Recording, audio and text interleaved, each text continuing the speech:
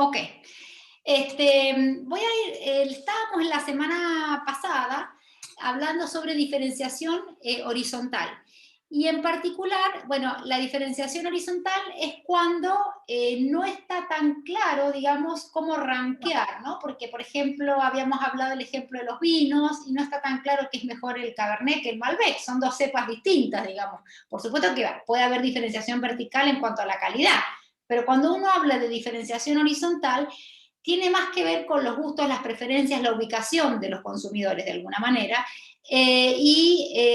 Vamos a ver que analizar temas de diferenciación horizontal también nos permite de alguna manera analizar cuestiones relacionadas con barreras a la entrada. O sea, la diferenciación horizontal a veces se utiliza, hay mercados en donde se usa mucho esto, como una herramienta para prevenir la entrada de competidores.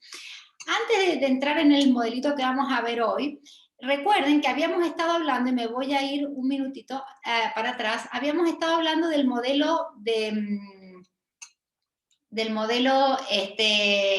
donde digamos, un vendedor de comida rápida, un monopolista de comida rápida, si uno quiere, decidía poner una tienda o dos tiendas o tres tiendas. Y llegamos a la conclusión, porque estuvimos haciendo un análisis de manera más bien deductiva, vimos qué pasaba si había una tienda. Entonces, si digamos, la ciudad tenía digamos, se ubicaba a lo largo de una cuadra o digamos, de un segmento, que uno lo podía medir como el segmento 01, los consumidores estaban igualmente distribuidos en ese segmento. Si solamente tenía que colocar una tienda, la ubicación óptima era en la mitad, ¿no?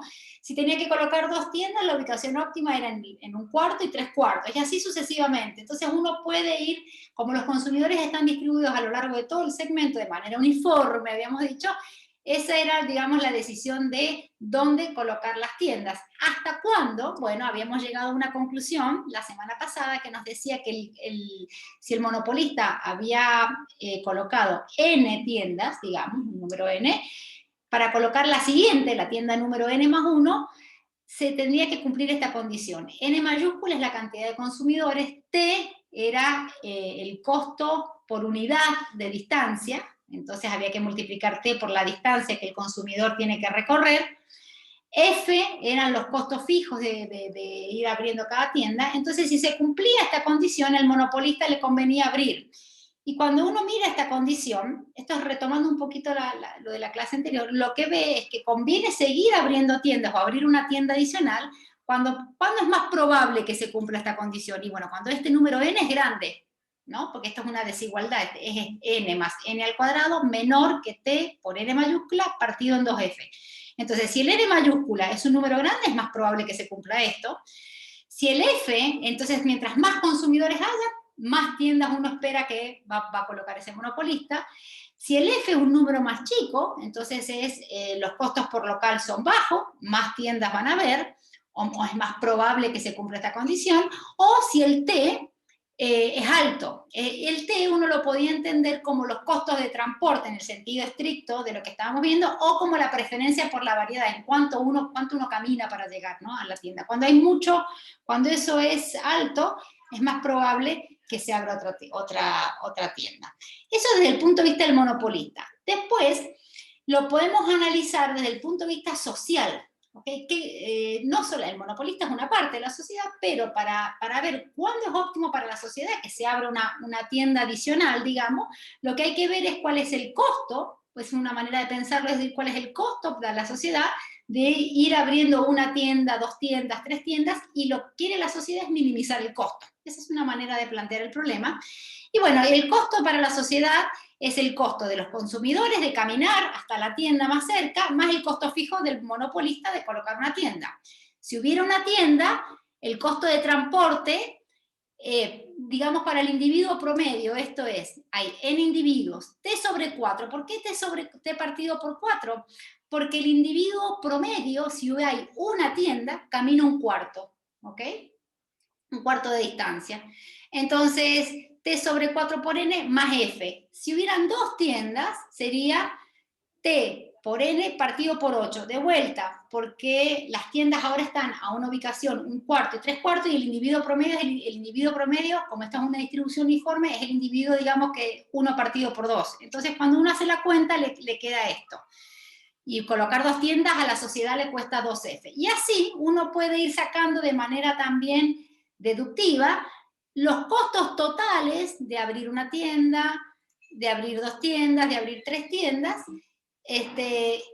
o de abrir N o N más 1 tiendas, ¿no? Esto es como una reglita que que uno puede deducir fácilmente. Y cuando uno mira esto, dice, bueno, tenemos que comparar los costos de N con los costos de N más 1, y en el caso en que los costos de abrir del costo y ver cuándo se minimiza. Y eso sucede cuando se cumple esta condición. ¿Ok? Y es muy parecida a la anterior, a la que era la condición del punto de vista del monopolista. Acuérdense que la anterior era n más n cuadrado, esta parte era igual. Y esta parte era t por n partido, antes eran 2 por f, ahora es en 4 por f. Bueno, ¿qué significa esta condición? Que ¿cuándo es más probable o cuándo conviene desde el punto de vista social abrir una tienda adicional? Bueno, si este n es más grande, si este f es más chico, ¿ok? O si este t es un número más grande. Esas son las que cualitativamente hablando era lo mismo que pasaba desde el punto de vista del monopolista, pero cuando uno hace la cuenta, entonces las conclusiones cualitativas son las mismas. A la sociedad también le conviene, mientras más consumidores haya, que haya más tiendas, mientras los locales sean más baratos de abrir, que haya más tiendas, o si los costos de transporte son altos, es mejor que haya más tiendas. Pero cuando uno compara exactamente la cantidad, si uno quisiera sacar el N óptimo, el número de tiendas óptimo, como esta condición, si uno saca para un mismo F, para un mismo T y para un mismo N mayúscula, este número es más chico que si yo acá tuviera un 2, ¿no es cierto? Por lo tanto, lo que podemos concluir es que desde el punto de vista social, en general, o si hay una estructura de mercado que cumple con este formato que hemos descrito, desde el punto de vista social, la cantidad de tiendas óptimas va a ser menor que desde el punto de vista puramente privado del monopolista. Es decir, el monopolista, si solamente decide en base a sus beneficios, va a tender a abrir más tiendas que lo socialmente óptimo. ¿Ok? Esa es una conclusión que podemos sacar mirando los resultados o las conclusiones del modelo. En ese sentido, y ahora, bueno, perdón, esto era para hacer un ejemplo con números, porque lo que hicimos antes era un ejemplo, digamos, muy cualitativo, ¿no? Muy general, si uno quiere. Para hacer un ejemplo concreto, el viernes pasado en la ayudantía, los que estuvieron con Cristóbal resolvieron este problema, ¿ok? Para sacar las preguntas. Algo, bueno, hasta ahí, digamos, cómo uno tiende a analizar, cómo se analiza, mejor dicho, el tema de la diferenciación geográfica, ¿no? Cómo colocar tiendas según la diferenciación o cómo se ubican los consumidores en el espacio. También, otra manera, o sea, estas herramientas que estamos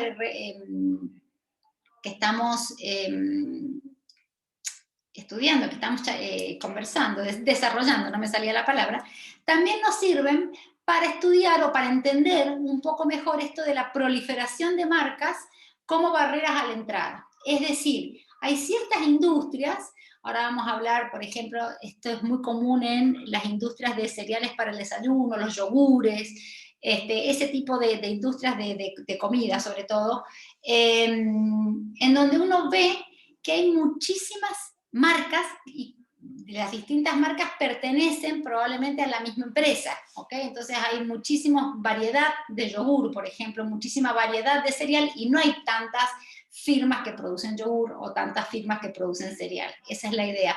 ¿Por qué pasa esto? Bueno, el modelo que acabamos de ver de diferenciación geográfica nos va a ayudar a responder este tipo de cosas. Entonces, ¿qué es lo que sucede? En estos mercados, la variedad que hay es demasiado grande, ¿ok? Es lo que les decía, y vamos a ver que probablemente mayor al óptimo social, como habíamos visto, como era la conclusión, si usamos las mismas herramientas del análisis anterior, la conclusión es que el óptimo social típicamente es menor que el óptimo privado o del monopolista. Entonces, ¿cuál es la idea? La idea es, incluso cuando para una firma tal vez sea rentable producir menos, vemos que hay muchas variedades del producto en el mercado. ¿Por qué sucede eso? Perdón. Bueno, esa es una estrategia. ¿Por qué existen tantas variedades, por ejemplo, de cereal o de yogur? Bueno, esa es una estrategia que las firmas utilizan para evitar la entrada de sus competidores. Y esa es la idea de lo que vamos a charlar ahora un ratito. Entonces, ¿se entiende hasta acá por dónde, más o menos por dónde viene la cosa, a dónde quiero llegar? ¿Se entiende? Ok. Sí, profe. Sí, profe, gracias, Domingo, gracias. Yo, como no estoy, a veces no veo el chat tan rápido, por eso a veces pregunto, para asegurarme que más o menos estamos todos en la misma página. Entonces veamos este tema de la proliferación de marcas con estas herramientas que venimos discutiendo. La industria de cereales para el desayuno, ¿por qué se caracteriza? La gente que, esta es una industria que desde la organización industrial, desde la gente que estudia o hace organización industrial, se ha estudiado muchísimo, hay muchos datos, entonces sabemos bastante, y es una industria, vamos a hablar particularmente, ¿no?, de los cereales, los cornflakes, bueno, todo esto que están, yo no como mucho de esto, así que no sé, pero seguramente ustedes están familiarizados con este tipo de producto. Es una industria que, si uno empieza a analizar la tecnología de producción, no hay muchas economías de escala. Es decir, no es que por producir más variedad se abaratan los procesos productivos, ¿ok? El proceso tecnológico es relativamente sencillo, ¿ok?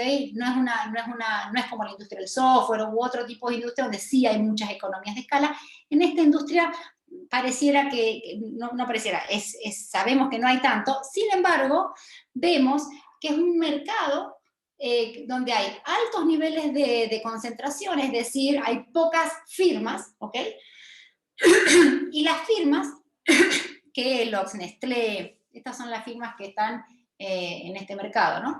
Las firmas tienen altos niveles de beneficios, tienen rentabilidad alta, ¿ok? Y hay pocas, ¿ok? Entonces la pregunta es, ¿qué pasa? ¿No? ¿Por qué tiene estas características esta industria? Y hay un trabajo que ya tiene varios años, pero que es un trabajo seminal en estos temas y que se cita mucho como punto de partida para estudiar esta industria, que es el trabajo de Schmalensee, súper famoso, del año de 78, pero Schmalensee fue el primero en analizar esta industria, perdón, y lo que observó, lo que vio en su estudio, es que en un periodo de 20 años, entre el año 50 y el 70, el número de participantes en el mercado se mantuvo, o sea, habían 4 o 5 firmas, ¿ok? Entonces estaba bien concentrada la industria, pero el número de marcas que habían en los 50 era 25 y aumentó hasta 80. O sea que el crecimiento de la cantidad de marcas no tenía correlato en la cantidad de participantes, de firmas que estaban en este mercado. Y la pregunta era, bueno, ¿qué sucede con esta firma? ¿Cómo podemos explicar esto? ¿Cómo podemos analizar esto? Entonces, una manera de mirar esto, perdón, estoy un poco ahogada, es reinterpretar un poco el modelo de locales de comida rápida del cual estuvimos hablando la semana pasada y yo comencé esta clase haciendo como un muy breve repaso.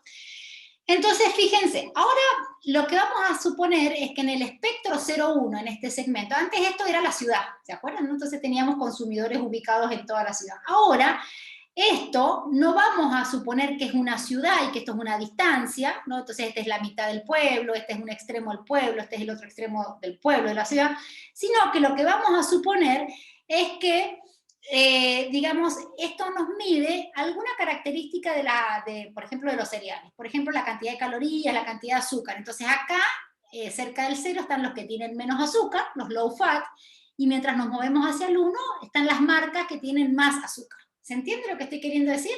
No es una cuestión geográfica, sino que es un atributo o una característica del bien que lo vamos a medir en una escala de 0 a 1, ¿ok? Entonces hay gente que prefiere consumir cereales con menos azúcar, hay gente que le gusta, a los niños sobre todo, les gustan los cereales con más azúcar.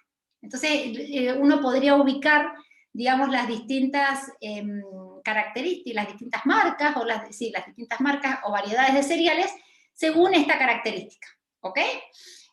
No necesariamente, como les digo acá hay una diferenciación horizontal de los cereales, porque que sea low fat no significa que sea peor calidad de que sea un cereal para niños, ¿no? Entonces es otra la diferenciación del producto, no tiene que ver con la calidad, sino que tiene que ver con los gustos, ¿no? Entonces podríamos decir que acá están distribuidos los gustos de los consumidores según, por ejemplo, la cantidad de calorías o de azúcar, si uno lo quiere medir. Entonces, esto va a representar, si hacemos esta convención que estamos hablando, esto representa cómo se ubican los consumidores en este espectro. Probablemente acá, si hay más, son cereales más azucarados, tendremos a los niños, y acá tendremos, no sé, a los deportistas, a gente que no le gusta comer tanto azúcar. ¿Qué sucede en este caso? En esta situación, si hubieran, digamos, dos firmas, Kellogg's y Nestlé, lo que les conviene hacer es dividirse el mercado. Entonces, Kellogg's le conviene atender esta parte del mercado y a Nestlé le conviene atender esta parte del mercado, ¿ok? Y especializarse, digamos, ellos en Kellogg's en los cereales, digamos, con bajo contenido en calorías y Nestlé en los cereales con alto contenido en calorías. En esta situación, esto es lo que uno cree, o digamos, lo más probable que termine ocurriendo, ¿ok? Entonces, empezamos con esta situación inicial. Pero supongamos, vamos a analizar la decisión de entrada de Nestlé. Vamos a suponer que este es un juego secuencial, porque vamos a ir empezando a hablar un poquito con el léxico de la teoría de juegos, para después empezar a analizar un poco más esas herramientas, pero vamos a ir empezando a desarrollar estas cosas. Vamos a suponer que Kellogg's es la firma incumbente, que se llama, es la que está en el mercado, y Nestlé quiere entrar al mercado. Esto sería una situación más estática, la que yo les estoy mostrando en pantalla. Pero digamos, si quisiéramos analizar las decisiones de entrada de una firma, de Nestlé o lo que sea, vamos a hacerlo en un contexto bien sencillo para que quede muy clara la conclusión. Vamos a suponer que el precio está fijo, que no se puede cambiar. Eso, por supuesto, es discutible, es un supuesto súper simplificador y simplemente lo estamos haciendo para ilustrar qué es lo que uno puede llegar a esperar en este tipo de industrias, nada más. Después podemos relajar el supuesto de los precios, pero por simplicidad, hay un precio igual a 1. Vamos a suponer también, por simplicidad y para poder hacer las cuentas un poco más rápido, simplemente que el costo de producción es 0, ¿okay? El costo marginal es 0, ¿ok? Y hay un costo fijo, digamos, que es de 0,4, simplemente, o sea, que es como el 40% del precio, para desarrollar cada tipo de cereal. Entonces hay que ver cuántos tipos de cereales le comen. Y acuérdense que acá están los cereales con menos calorías y acá están los cereales con más calorías. Entonces lo que tiene que decidir la firma, primero, es qué tipo de cereal cuántos va a querer desarrollar. Si cereales con muchas calorías, con pocas calorías, intermedios, muchos, pocos. Esa es la primera decisión. Entonces, ¿cuántas variedades va a desarrollar un monopolista? Que obviamente los monopolistas sabemos que maximizan beneficios. Vamos a suponer costos de transporte pequeños, también para aislarlos un poquito de problemas que en este momento no necesitamos complicar el análisis con eso. Entonces, si el monopolista, digamos, supongamos que es Kellogg's, no enfrenta potencial competencia, es decir, no hay otra firma que quiera entrar a vender en este mercado, ¿cuánto va, con estos parámetros, sabiendo que tiene que vender a un precio de 1 y que desarrollar una marca le cuesta 0,4, una variedad le cuesta 0,4, pero él es el único, ¿ok? Todos los que quieran comer cereales le tienen que comprar a él. ¿Qué le conviene hacer? Y bueno, la respuesta lógica es que va a desarrollar una sola marca, porque acuérdense que los monopolistas lo que hacen es limitar siempre la cantidad del bien que colocan en el mercado. En este caso, la cantidad, estamos hablando de las variedades. Lo que más va a maximizar sus beneficios es hacer una sola variedad, porque si hacen más variedades tiene que incurrir en costos adicionales, y el precio lo tiene asegurado, ¿ok? Y el mercado lo tiene cautivo, porque hay un solo oferente de este bien. Entonces, ¿y qué variedad va a elegir? Le da lo mismo. Como él es el único oferente, se puede ubicar acá, se puede ubicar acá, se puede ubicar aquí. ¿Eso, Domingo, se entiende lo que estoy queriendo decir? Sí, sí. ¿Sí? ¿Las chicas cómo están? Amanda, Fernanda, Carla, ¿se entiende? Sí, profe, sí se entiende. Perfecto. Me van avisando cualquier cosa. Acá veo un chat, perdón. Sí, gracias, Amanda. Bueno, entonces, a ver, si uno es el amo y señor del mercado, es monopolista, ¿qué va a hacer? Y va a ofrecer una sola variedad, va a captar todo el mercado y se acabó. ¿Qué variedad? Bueno, si quiere puedo ofrecer la variedad 0,5, pero en realidad le da lo mismo a este monopolista. Esperen que se me fue el cosa. A este monopolista le da lo mismo ofrecer cualquier variedad, porque es el único, ¿ok? Es el único.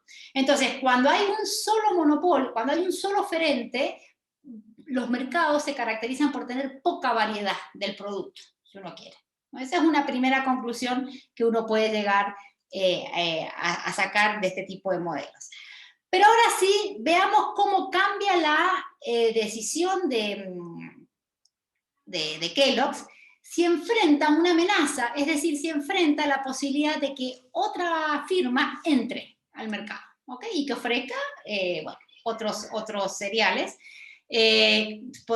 Vamos a suponer que es Nestlé podría querer entrar y ofrecer exactamente lo mismo que Kellogg's, pero ya sabemos que las firmas tienden a tratar de diferenciarse, ¿no? Y porque hemos estado estudiando todo esto después del certamen, sobre todo, que la diferenciación, por eso es que hay iPods de distinto tamaño, la diferenciación de los productos, lo que hace justamente es que los consumidores empiecen a autoseleccionar y eso a su vez impacta en mayores beneficios para las firmas. Lo hemos estado mirando desde el punto de vista de un monopolio, ahora en el análisis estamos teniendo en cuenta dos jugadores, pero bueno, digamos, esa es una conclusión bastante general, ¿no? Bastante robusta a la que hemos llegado. Pero entonces, ¿qué pasa si dijimos, si Kellogg's está solo en el mercado, va a ofrecer una sola variedad, cualquiera sea, y punto? ¿Qué pasa si Kellogg's enfrenta la potencial entrada de Nestlé? Esa es la idea. Usando este modelito muy sencillo que está graficado en este segmento que tenemos aquí, ¿no? Entonces, fíjense acá, lo que he tratado de hacer es, bueno, Kellogg's estaba posicionado acá en el medio, digamos, ofrecía este tipo de cereal con un nivel de azúcar o de calorías, digamos, en el medio del espectro, y bueno, y después puede empezar a ofrecer esto, puede ofrecer algo con menos calorías, las azucaritas, perdón chicos, etc.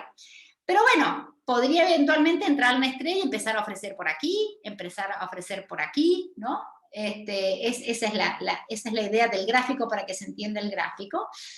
Entonces, si Kellogg's no hace nada, lo que uno debería esperar es que pase algo como lo que está acá en el gráfico, ¿no? Que entre Nestlé y se ubique por acá, que entre Nestlé y se ubique por acá, porque hay consumidores a lo largo, acuérdense que los consumidores están distribuidos a lo largo de todo este espectro, no es que a los consumidores solamente les gusta este cereal, hay consumidores en todo este espectro. Entonces lo que va a terminar pasando es que Nestlé va a agarrar una parte del mercado, como vimos en el modelo de dispersión, de diferenciación geográfica, y entonces va a convenir empezar a poner una tienda acá, otra tienda por acá, y va a captar a estos consumidores, y le va obviamente quitar mercado a Kellogg's. Entonces, obviamente que Kellogg's empieza a perder poder de mercado ante esta situación, y lo que puede hacer, ¿qué podría hacer para evitar que Nestlé entre? Bueno, como les dije, Kellogg's lo vamos a asumir como el que mueve primero, porque es el que está en el mercado, ¿ok? Es el que está en el mercado. Entonces, esto desde una manera de pensar en esto es como si fuera un juego de alguna manera secuencial. Kellogg's está en el mercado y después viene y juega, digamos, de alguna manera Nestlé, después Kellogg's puede reaccionar, pero el que primero movió aquí, el que primero decidió fue Kellogg's, ¿no? Entonces Kellogg's se ubicó en el mercado. Lo que puede hacer Kellogg's, intuitivamente hablando, y ahora lo vamos a formalizar un poquito, es inundar, por eso está escrito, está como entre comillas acá, el mercado, antes que Nestlé decida entrar. Entonces lo que puede hacer Kellogg's es, entonces en lugar de dejarle este espacio aquí a Nestlé y este espacio aquí a Nestlé, colocarse aquí también y colocarse aquí también. ¿Se entiende? Entonces por eso es que Kellogg's invierte y empieza a producir mayor variedad de cereales. No, ante la amenaza de que entre un competidor y de alguna manera le quite mercado. Entonces, si Kellogg's, que está en el mercado y mueve primero, de alguna manera, ¿no? Eso es la ventaja de mover primero, significa, ¿no? Decide primero, actúa primero, decide ofrecer otras variedades con otro nivel de calorías, con otro porcentaje de calorías, entonces lo que va a hacer es prevenir que entre Nestlé. Porque lo mejor que puede hacer Nestlé probablemente ante eso, cuando ya ve que está el mercado totalmente copado, es no entrar. ¿Sí? Entonces, este es un modelo muy sencillo. Fíjense que es un modelo que ni siquiera tiene nada de matemática casi, sino simplemente un gráfico y algunos argumentos lógicos y algunos supuestos, ¿no? Como que está Kellogg's en el mercado, como que el monopolio único y simple y mueve primero y lo que vemos es que como hay consumidores a lo largo de todo el espectro, lo que termina decidiendo hacer Kellogg's es producir más variedades que lo socialmente óptimo, si uno quiere. Eso es lo que nos decía el modelo de dispersión geográfica. Entonces, esta es una manera de explicar por qué la proliferación de marcas es en realidad una estrategia, se termina convirtiendo en una estrategia de las firmas para evitar la entrada de posibles contrincantes. ¿Ok? ¿Se entendió hasta acá? Porque ahora sí vamos a tratar, esta es una idea bastante intuitiva. Si hay alguien que no está de acuerdo, me lo puede, o sea, no tienen que estar totalmente de acuerdo con lo que yo digo. Esta es una forma que yo les estoy contando de cómo estudiar este tipo de mercados, pero si hay alguien que tiene otra idea, obviamente, bienvenida sea, podemos discutirla. Esta es una forma muy sencilla de hacer el análisis y lo que a mí me gustaría mostrarles ahora, antes del break, es hacerlo de una manera un poquito más formal, ¿ok? ¿Vamos bien hasta acá? Tengo 2 slides ahora con matemática. ¿Quieren hacer el break ahora o les explico esto primero? El que mueve primero tiene ventaja, acuérdense.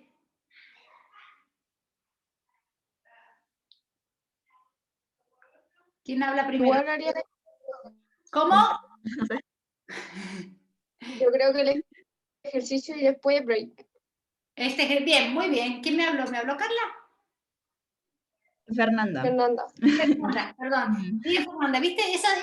Ese es un ejemplo bien práctico de la ventaja de mover primero. Entonces vamos a hacer lo que Fernanda dice. Vamos a explicar el ejercicio.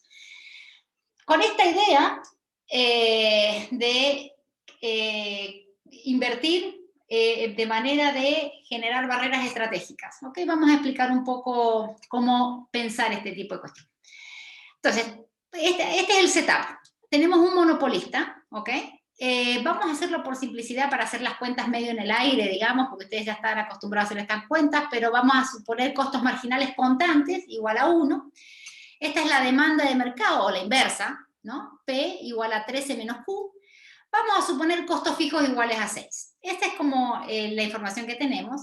Entonces, cuando uno tiene esta situación y hay un solo monopolista, lo que sabemos es que el ingreso marginal es igual al costo marginal, y si hacen esa cuenta, pueden calcular el precio y la cantidad que se va a vender en este mercado cuando está Kellogg's nomás, ¿no es cierto? Entonces, el precio va a ser 7, hagan las cuentitas, y la cantidad va a ser 6, ¿sí? Vamos a suponer ahora, bueno, este es el status quo, este que tengo aquí, pero vamos a suponer ahora que existe una amenaza de entrada, ¿sí? Entonces, obviamente un competidor.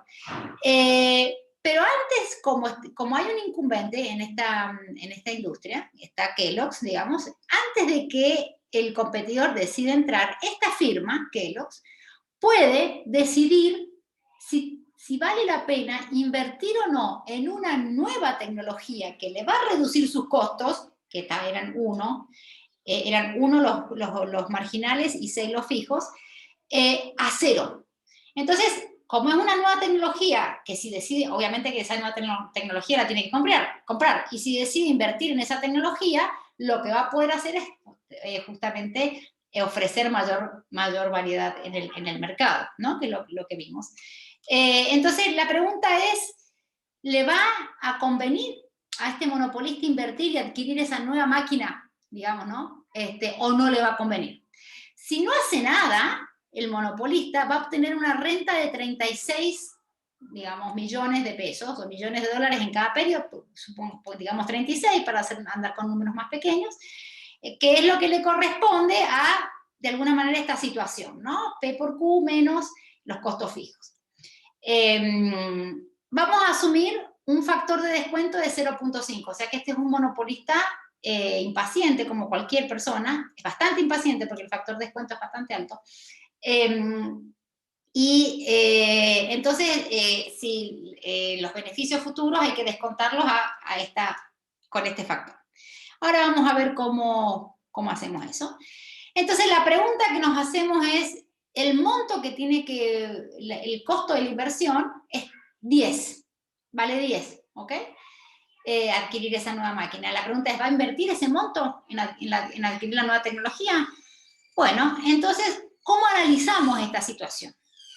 Una manera bastante naif, digamos, bastante inocente de analizar esta situación es comparar la situación del monopolista invirtiendo, cuáles son los beneficios que obtiene, y cuáles son los beneficios que obtiene si no invierte. ¿Ok? El monopolista actualmente está en el mercado, así que voy a empezar por la parte de abajo. Si el monopolista no invierte, acuérdense que obtenía una renta de 36, que está formada, como les dije, P por Q menos los costos, pero hay que actualizarlo, ¿ok? Entonces 1 menos delta es la manera de actualizarlo, entonces esto da 72. Este es el valor presente de los beneficios, ¿no? Porque le lleva un tiempo de aquí a que, digamos, el beneficio del periodo siguiente, podemos decir. Entonces, si no invierte, no hace nada, cada periodo va a tener, digamos, esta es esto más que el periodo siguiente, son todos los periodos de acá en el futuro, ¿no? Es como una perpetuidad. ¿Se entiende eso? ¿Han tenido matemática financiera? ¿Alguna de las chicas que me conteste? Sí, hemos tenido. Sí. Ok, entonces esto es una perpetuidad, por eso hago 1 menos delta, perfecto. Entonces, para hacerlo bien sencillo, para no estar acá con flujos cambiantes y qué sé yo, para ver el punto claro. Entonces, si no invierte, sus beneficios en valor presente son 72. En cambio, si invierte, ¿qué es lo que sucede? El costo marginal se hace 0, los costos fijos SDCI se hacen 0, y si uno saca el óptimo del monopolista a costo marginal 0, hagan la cuenta, ingreso marginal igual a costo marginal, van a darse cuenta que la cantidad óptima es 6.5, el precio óptimo es 6.5, y si hacen la cuenta de los beneficios de la perpetuidad, digamos, el valor presente de los beneficios es 84.5. Y dijimos que la diferencia entre adoptar o no adoptar la tecnología era 10. ¿Le conviene o no le conviene? Matías, ¿le conviene o no le conviene invertir 10? Sí. Sí, sí le conviene, muy bien, porque la diferencia entre estos dos beneficios es 12,5. Entonces, invirtiendo 10 obtiene una diferencia mayor que quedándose en el status quo. ¿Sí? Perfecto. Entonces, si ustedes calculan la diferencia entre 84,5 y 72 es 12,5. Entonces, a 10 le conviene. La pregunta es, pero si la nueva tecnología sale 15, ¿conviene o no conviene ahora? ¿Qué decís, Matías? O sea, habría que calcularlo. Sí. Esta diferencia es 12,5. Ok. Y si la tecnología valía 10, le convenía, porque tiene que pagar 10 y va a tener un beneficio 12,5 veces mayor que si no lo... Le sigue conviniendo. ¿Le sigue conviniendo, decís vos? ¿Vale 15? En teoría no. En teoría no. ¿Aumenta en 15 o solo aumenta en 5 ahora? Esto es un costo. Esto es un costo, por ahí no se entendió bien. Este es un costo de 15 y le va a generar beneficios por 12,5. Ok. ¿Se entendió, Matías, la diferencia? No conviene. No conviene, ¿verdad? porque, o sea, es como invertir 15 solamente para incrementar Para ganar los beneficios en 12,5, ¿no es cierto?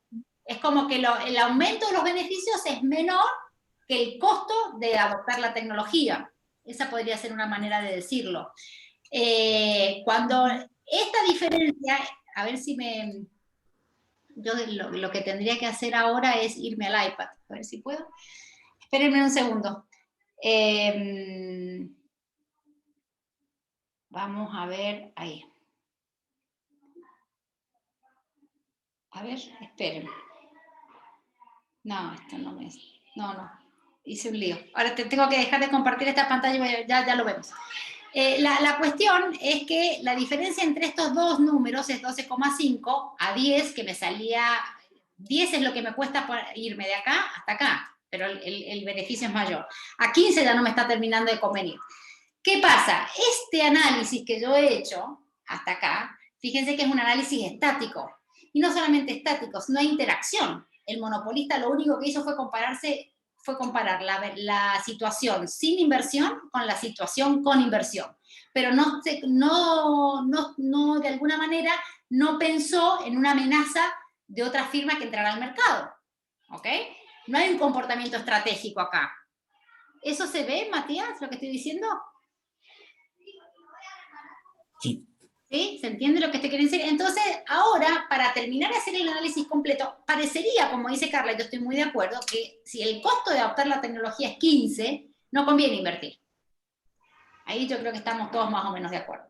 Pero vamos a ver que usando herramientas de teoría de juegos que nos permiten analizar una situación un poco más compleja que esta que estoy planteando acá, vamos a ver que hay un caso en donde sí conviene adoptar esa tecnología. ¿Sí? Fíjense cómo lo vamos a representar. A ver, bueno, yo voy a usar el iPad para escribir, pero voy a hacer una cosa más práctica. ¿Sí alguien me está preguntando? ¿Sí? ¿Alguien me preguntó algo? ¿No? Ah, pensé que alguien me preguntaba. La manera, se ve bien la pantalla, ¿no? Sí. La manera en que lo vamos a analizar, vamos a suponer que el costo de adquirir la tecnología es 15. En principio, habíamos dicho, no le conviene, como Carla lo dijo recién. Pero vamos a ver qué sucede si en realidad no es solamente comparar situación con inversión, sin inversión, sino comparar la potencial entrada de un competidor. Cambia la situación, ¿no? Acá hay una cuestión más estratégica. Entonces, esto lo vamos a representar por medio de un árbol de decisión, que se llama, este es un juego simultáneo, porque hay este es el individuo 1, que está acá en el mercado. Acá después va a jugar lo que es el individuo 2. ¿Ok? ¿Se entiende? Entonces, el individuo 1 está en el mercado, que es Kellogg's, ¿ok? Y Kellogg's tiene que decidir si adopta, esto es T igual a 15, o si no adopta T igual a 15, si invierte o si no invierte. Una vez que Nestlé ve que Kellogg's invirtió o no invirtió, Nestlé tiene dos decisiones, dos posibles decisiones, dos acciones. Entrar al mercado o no entrar. Tanto en el caso que Kellogg's adoptó como que no adoptó la tecnología. Ese es el juego. Es un juego en dos etapas. Primero está Kellogg's decidiendo si invierte o no. Segundo está Nestlé decidiendo si entra o no. Entonces es un juego secuencial. Para saber dónde termina este juego, cómo se resuelve, qué es lo que termina pasando, porque puede pasar que Kellogg's invierta y Nestlé entre, que Kellogg's invierta y Nestlé no entre, que Kellogg's no invierta y Nestlé entre al mercado, o que Kellogg's no invierte y que Nestlé no entre. Esos son los cuatro resultados posibles, que están de alguna manera indicados en los nodos terminales. Pero para saber cuál es el resultado que vamos a terminar viendo, que se llama el equilibrio de Nash, ¿ok? ¿Cuál es el equilibrio de Nash de este juego? Puede ser que haya más de un equilibrio de Nash también. Lo que tenemos que comparar son los pagos asociados a cada uno de los jugadores en cada uno de los nodos terminales. ¿Sí?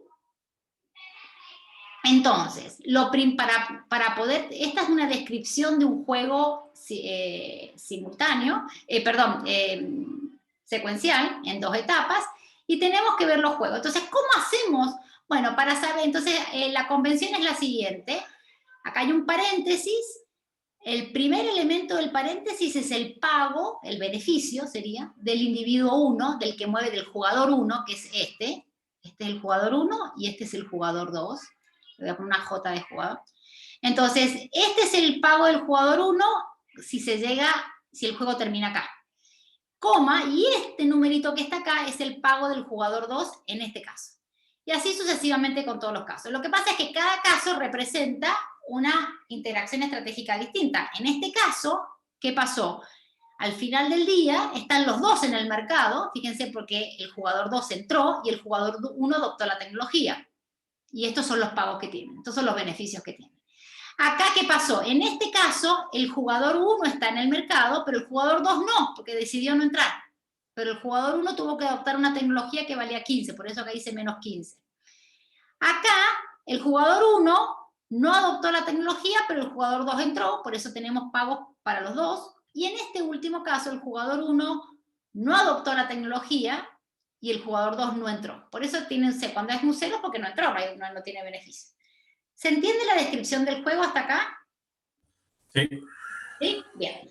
¿Cómo se...? Ahora lo que yo tenía pensado, yo recién... ¿quién fue? Carla que dijo, ¿no? O Amanda que termináramos la explicación. Pero nos queda un ratito todavía para terminar la explicación de este juego. Nos queda un ratito, así que les voy a dar 5 minutos de recreo. Volvemos y resolvemos el juego. Les tengo que enseñar un poquitito cuál es la lógica detrás de estos juegos. Y ya después pasamos a hablar de algunos conceptos. Si les parece bien, si están muy ansiosos lo termino, no tengo problema, pero nos quedan como unos 10 minutitos de hablar de este juego todavía, y estoy mirando la hora. ¿Qué prefieren? Tenemos esta es otra cosa de los juegos secuenciales, es importantísimo la credibilidad, y verán que soy poco creíble porque no mantuve la decisión, pero si quieren sigo, pero nos quedan 10 o 15 minutos de esto. Es que si sigue, ya no hay sentido que haya break, según yo, porque ya llegamos ya llegamos como que a las 12:30, ¿para qué dar break ahí entonces? No hay break, claro, por eso digo, no los quiero dejar sin break. Si tienen muchas ganas, les doy 5 minutitos de break, me extendí más. ¿No podríamos terminar antes? Sí, podemos ¿También? terminar antes. Sí, quieren que terminemos antes, esa es otra opción, está buena esa. Bueno, sigamos, termino este juego y ya la clase que viene empezamos con teoría de juegos y vamos a terminar perfecto. Buenísimo, no sé quién se le ocurrió, pero buenísimo. Bueno, entonces, ¿cómo se resuelve esto? Este es un juego secuencial. Este es un diagrama que se llama árbol, ¿ok? Que muestra las distintas estrategias de cada uno de los jugadores y cómo van moviendo. El nodo este se llama nodo raíz, que muestra quién parte jugando, y los nodos siguientes van mostrando cómo uno en general tiende acá no se ve mucho, pero tiende a ponerle un nombre a estos nodos. Acá yo le puse J2 para dejar más claro que juega el jugador 2. Estos últimos nodos que están aquí se llaman nodos terminales, y en los nodos terminales típicamente uno coloca los pagos asociados a cada una de estas situaciones, como les acabo de decir. Bueno, la manera de resolver estos juegos es inducción hacia atrás, que se llama. ¿Qué significa inducción hacia atrás? Hay que empezar por el final, ¿ok? Si hay que empezar por el final, hay que ver cuál es el jugador que le toca jugar último, en este caso. El jugador que le toca jugar último es el jugador 2. El jugador 2 va a jugar en esta parte del árbol, esto se llama un subjuego, y este que está aquí es otro subjuego. Y hay que ir analizando cada subjuego por separado. Esa es la metodología de inducción hacia atrás, ¿ok? Vamos a verla un poco más en detalle a partir del miércoles, todo esto, pero para contarles un poco cómo termina la historia en este contexto, ¿ok? Entonces, lo que hay que mirar, ¿cuáles son las dos premisas para encontrar un equilibrio de Nash? ¿No? Este equilibrio de Nash se llama equilibrio de Nash en subjuegos perfectos. ¿Por qué? Porque es un equilibrio de Nash que sobrevive a cada subjuego. Por eso tiene ese nombre. Entonces, para encontrar el equilibrio de Nash en subjuegos perfectos, hay que empezar por el final. ¿Cuáles son los supuestos del análisis? Que los jugadores son racionales. ¿Qué significa que los jugadores son racionales? Significa que maximizan su bienestar, es decir, sus beneficios en este caso. Entonces, un jugador nunca va a jugar una estrategia que lo lleve a un resultado que lo deje con un nivel de beneficios más bajo que otra estrategia que tenía disponible, ¿ok? Los jugadores son racionales, ese es el primer requisito para que exista equilibrio de Nash, y el segundo es el conocimiento común de la racionalidad. Los jugadores saben que sus contrincantes son racionales, y sus contrincantes saben que los jugadores saben que son racionales, o sea, conocimiento común, y esto ad infinitum, ¿ok? Entonces, y la estructura del juego es de conocimiento común, todos saben que está pasando esto. Entonces, en particular, en este caso, el jugador 1 sabe que va a mover primero, que después va a mover el jugador 2 sabe que mueve después del jugador 1, cada uno sabe perfectamente cuáles son las estrategias que el otro tiene disponible, y por supuesto las propias, y saben perfectamente los pagos asociados a cada uno de los resultados, ¿sí? A cada equilibrio posible.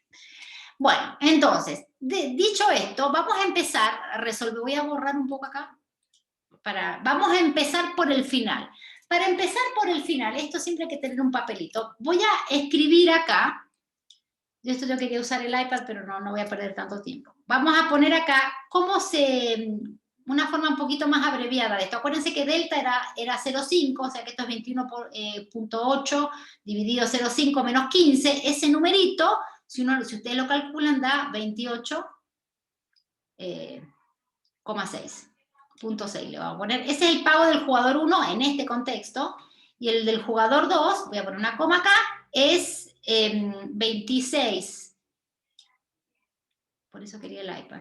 0,8 menos F. ¿Quieren que me cambie el iPad o no? ¿Y escriba mejor? ¿Se entiende ahí? Este es un 26.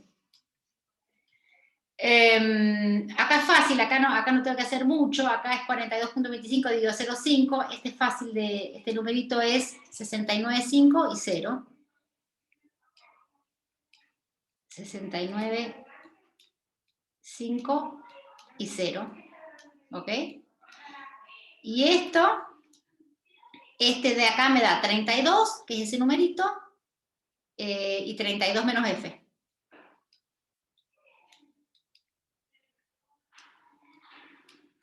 ¿Se entiende? ¿Cómo vamos, Carla, por acá? Vos que me das feedback. Sí, yo creo que estoy entendiendo.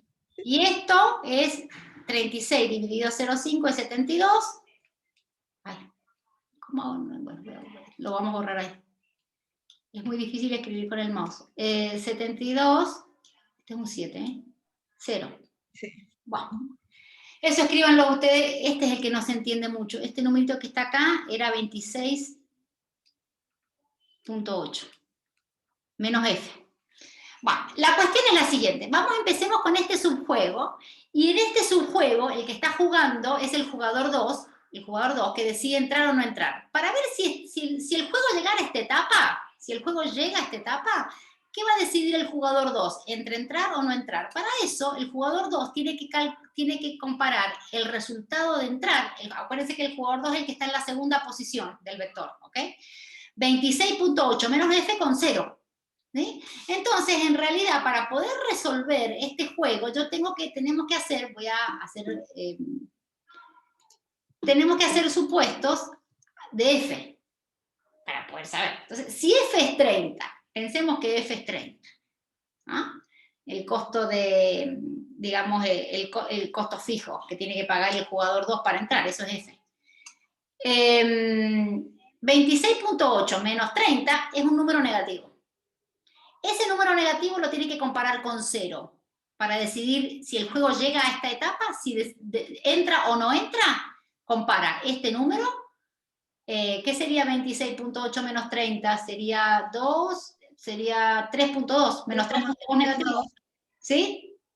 ¿Está bien? Sí. Bien, menos 3.2 con 0. ¿Qué le conviene?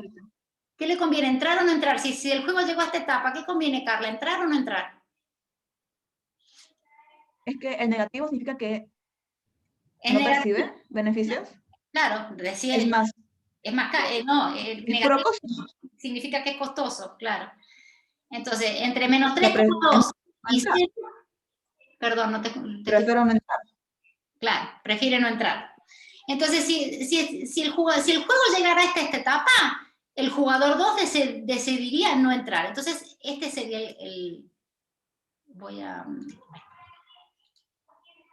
este sería el camino, ¿no es cierto? Si llegaba a esta etapa. Una vez que, entonces, ¿qué pasa? Acá los jugadores, yo les dije, son racionales. No sé por qué Bueno, acá los jugadores son racionales y hay conocimiento común de la racionalidad. El jugador 1, que ahora entonces, entre estos dos, estamos en este caso. Entonces, el resultado de este subjuego es este. ¿Ok? Ahora el jugador 1 tiene que decidir si invertir o no invertir, sabiendo que el jugador 2, en este caso, va a elegir no entrar. ¿Sí? Ya. Y en este caso, perdón, no terminé de responder, en este caso también es lo mismo, tendríamos que ver qué hace el jugador 2 aquí. Si es 30... Acá Ahí se ingresa. Claro, acá se ingresa porque es 32 menos 30, es 2 contra 0, entonces si el juego llegara a esta etapa, el jugador 2 decidiría entrar. Entonces, ¿qué va a decidir el jugador 1? ¿T o no T? Bueno, va a tener que comparar este número, que fue el resultado de este subjuego, contra este número. No, perdón, contra este número, porque el resultado de este subjuego fue este. ¿Qué es más grande, 69.5 o 32? 69.5. Entonces, el jugador 1, si el jugador 2 decide, digamos, lo que va a terminar, si F es 30, mejor dicho, el jugador 1 va a decidir T, y por lo tanto, el jugador 2 va a decidir N. ¿Se entendió? Ya. Sí. Pero fíjense que resolvimos de atrás para adelante. Primero nos fijamos cuáles eran de estos dos, cuáles iba a elegir, descartamos uno, descartamos este, y nos quedamos con este. Y de estos dos descartamos el de abajo y nos quedamos con este. Esto es si F es igual a 30. Entonces, en este caso, fíjense, ¿cuál es el equilibrio del juego si F es igual a 30? La respuesta a esta pregunta, ¿cuál es el equilibrio del juego? Es el equilibrio de Nash en sus juegos perfectos, SP. Le voy a poner así, sus juegos perfectos, Nash Equilibrium. En este caso, es el par de estrategias, porque así se denomina un equilibrio de Nash, T, el individuo 1 primero siempre, y ¿qué hace el individuo 2? Hace N, ¿no es cierto? Entonces, fíjense que este es un juego, cuando los costos fijos de entrar suman 30, es un monto de 30, el costo de adquirir la nueva tecnología es 15, lo que termina pasando en este mercado es que el incumbente, Kellogg's, adopta la tecnología porque juega T, pero con eso es una amenaza tan creíble que el que quiere entrar no entra. Entonces lo que hace es impedir la entrada. Y fíjense, ¿qué diferencia importante con el caso anterior que estuvimos analizando recién? Que recién dijimos, si T era 15, no va a adoptar la tecnología. ¿Vieron que dijimos eso? ¿Te acordás, Matías, que dijimos eso recién? Solo adopta la tecnología cuando T es 10. Pero acá, aunque adoptar la tecnología cuesta 15, como hay consideraciones estratégicas, no es un juego estático y no es una decisión individual, como veíamos recién. Al ser una decisión estratégica, aun cuando la adopción de la tecnología cueste 15, el resultado es que paga los 15, aunque tenga, desde el punto de vista individual, tiene pérdidas si uno quiere, desde el punto de vista individual, pero termina impidiendo la entrada, o sea que se queda con el monopolio del mercado. Esa es la idea. ¿Se entiende? ¿Cómo fue que yo llegué a estos pagos que están aquí? Porque esa es la pregunta. Bueno, yo resolví un problema que es el duopolio de Cournot para esto. Que todavía no lo hemos visto, lo vamos a empezar a ver a partir del miércoles. Es un modelito muy sencillo en donde dos firmas compiten en un mercado. Así fue que obtuve estos numeritos que están acá. Este menos 15 es el costo de adoptar la tecnología, pero estos beneficios son los beneficios que obtienen unas firmas en un mercado duopólico, que es lo que pasaría en este caso. En este caso, como entró la firma 2, el equilibrio resultante es el de un duopolio. ¿Ok? Bueno, acá, en este caso, si uno terminara en este equilibrio, el equilibrio resultante es el del monopolio. Por eso está 42,25 dividido 1 menos delta, que está en la filmina anterior. Ya recién lo sacamos este número. Pero menos 15, porque adoptó la tecnología. Y el otro no entró. Entonces este es un mercado monopólico. Este es un mercado duopólico también, pero donde no se adoptó tecnología. También es Cournot. Y este es un mercado monopólico. Son los 4 posibles resultados que podrían terminar sucediendo de este juego. Bueno, así como analizamos qué pasa si F es 30, podríamos seguir y analizar qué pasa si F es 35. Si F es 35, fíjense que ¿cuál era el que no? Perdón. Este que está aquí, que era 32 menos, que era positivo, se vuelve negativo. Cuando era 30 era positivo. Y entonces, ¿qué pasa? Entonces ahora, en este subjuego pasa lo mismo, ¿no? Porque no importa si f es 30 o 35, este nunca va a elegir este camino, el jugador 2. ¿Por qué nunca lo va a elegir? Porque este es un número negativo. Para 30 o para 35 que valga f, esto es siempre negativo, y comparado con el 0 siempre es mejor. O sea que el jugador 2 siempre elige no entrar cuando el jugador 1 decide adoptar la tecnología. La mejor respuesta, diríamos, del jugador 2 es no entrar como respuesta a la adopción de la tecnología del jugador 1. El jugador 1 sabe que el jugador 2 va a jugar esta estrategia acá, si él decide adoptar la tecnología. Entonces, acá hay un incentivo a adoptar la tecnología, porque sabe que se queda con el mercado. Pero, entonces, cuando resolvemos este subjuego, de vuelta, para F35, estamos, digamos, el resultado de este subárbol que está aquí, es este par, 69,5,0. Y después, cuando le toca decidir al jugador 1, tiene que comparar el 69,5 con el resultado de este árbol. El resultado de este árbol ahora, para F35, acá era 2, antes cuando era 30, ahora es menos 3, o sea que va a ser este. O sea que en realidad el resultado es 72,0 y el jugador 1 tiene que comparar 69,5, que es el resultado de este subjuego, con 72, que es el resultado de este subjuego, ¿y qué le va a convenir? Y bueno, 72 es más grande. Entonces, cuando F es 35, lo que termina haciendo el jugador 1 es eligiendo no invertir, o sea, cuando los costos de entrar al mercado para el otro contrincante son más altos, eso es suficiente para que el otro no entre. Entonces, el jugador 1 termina decidiendo no invertir y el jugador 2 termina decidiendo no entrar. Entonces, el equilibrio, y ahora lo escribo aquí, estoy con la... pensé que estaba... No.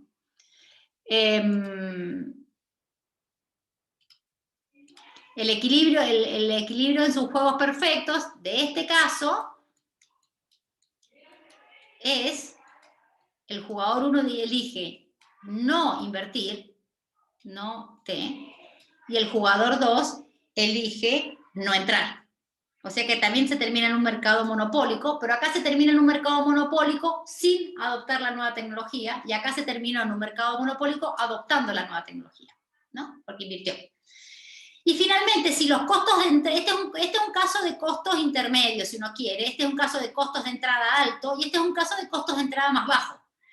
Si los costos para entrar al mercado son 25, ¿ok? Más bajo, fíjense, 25 es más bajo que el caso inicial y obviamente que este. Entonces, ahora lo que termina pasando es, este numerito, vamos al primer subjuego, 26,8 menos 25 me da un número positivo, estrictamente mayor que 0. Por lo tanto, en este árbol, que está acá chiquito, en este subjuego, el jugador 2 decide entrar. Acá el jugador 2 decide entrar. Si el jugador, entonces, este es digamos, los pagos relevantes en este subjuego. En este subjuego, si los costos fijos de entrada son 25 y comparamos 32 menos 25 contra 0, también conviene este caso. Por lo tanto, lo que hay que comparar después es 32 versus 28,6. El jugador 1 sabe que el jugador 2 va a decidir entrar en los dos casos. ¿Ok? Entonces, ¿qué es lo que decide hacer el jugador 1? Siempre va a decidir entrar el jugador 2, y el jugador 1, comparando 28,6 con 32, le conviene 32, entonces al jugador 1 le conviene no invertir en la tecnología, y por lo tanto el equilibrio de Nash en sus juegos perfectos, en este último caso, está dado por el perfil de estrategias no invertir para el individuo 1, para el incumbente, y entrar. ¿Ok? Entonces, fíjense cómo son los distintos equilibrios que pueden haber según los distintos supuestos que uno haga sobre los costos de entrada. Entonces, ya no es cierto que solamente depende de la decisión unilateral del incumbente, que era el que estaba, que decidía adoptar o no la tecnología, pagando este valor 15, sino que también tiene que ver con la firma que está queriendo entrar, la que juega en segundo lugar, ¿ok? Entonces, fíjense, de vuelta, cuando los costos de entrada son moderados, si uno quiere, lo que termina pasando es que no entra Nestlé, que era el ejemplo que estábamos haciendo, pero la firma incumbente adopta una nueva tecnología, porque los costos de entrada son moderados, entonces hay una amenaza de entrada. Entonces acá este es un mercado que termina teniendo un monopolio que ofrece más variedad, si uno quiere. Cuando los costos de entrada son altos, entonces no le hace falta al incumbente invertir en una nueva tecnología, porque sabe que no va a entrar el otro. Ya es suficiente con que los costos de entrada sean altos, y esto es entonces este es un mercado monopólico sin una nueva tecnología, ¿ok? Se queda el status quo, digamos. Y si los costos de entrada son bajos, entonces no vale la pena invertir en adoptar la nueva tecnología, porque sabe el incumbente que de todas maneras va a entrar el rival. ¿Ok? Entonces, fíjense que el resultado del juego, que depende del supuesto que uno haga sobre el F en este caso, va a depender la estructura de mercado resultante, puede ser monopolio o puede ser un oligopolio acá, un duopolio en este caso, porque hay dos firmas, según cómo sean los costos de entrada. ¿Ok? Pero acá vemos claramente que es importante entender y considerar la interacción estratégica entre las firmas para ver qué es lo que termina pasando en un mercado. Y a partir de ahora, nosotros, esta es la primera vez que estamos usando formalmente teoría de juegos en el curso, pero a partir de ahora y hasta que terminemos el curso probablemente, vamos a estar justamente considerando situaciones que tienen este tipo de características, que son las más comunes en la práctica, ¿ok? Son las más comunes en la práctica. Así que bueno, voy a cumplir con mi promesa de terminar antes, pero quiero saber si se entendió o si alguien tiene alguna pregunta. Con esto terminamos la clase de hoy. La semana que viene empezamos con la el miércoles. Empezamos con la parte 3 en términos de los archivos que yo les voy subiendo a la plataforma, y vamos a empezar con teoría de juegos. Lo voy a actualizar un poco ese archivo, pero le voy a agregar más cosas. Pero si alguien tiene alguna duda, alguna consulta, si no se entendió, podemos mirar esto otra vez. La manera de resolver esto es inducción hacia atrás, es decir, empezar por atrás e ir hacia el inicio del juego. Eso es lo que hemos hecho. Considerando jugadores racionales que maximizan sus beneficios y que hay conocimiento común de la racionalidad, que saben perfectamente lo que está ocurriendo. Eso es lo que hicimos acá. El que se quiera ir se puede ir, no voy a hablar más, pero el que necesite explicación o algo que no se entendió bien, que aproveche ahora porque quedan unos minutos. Hasta luego, Florencia. Yo quedé ¿Se entendió, Matías? entendido con todo. Sí. Bien. Sí, te entendí, profe. Profe, lo que sí tengo una consulta Carla. que no tiene nada que ver con la materia, es de que ¿ya saben cuándo va a subir las guías del certamen 2? Espérame un segundo que dejo de grabar, ¿te parece, Carla? Así no les queda tan larga la grabación. Un minuto, vamos.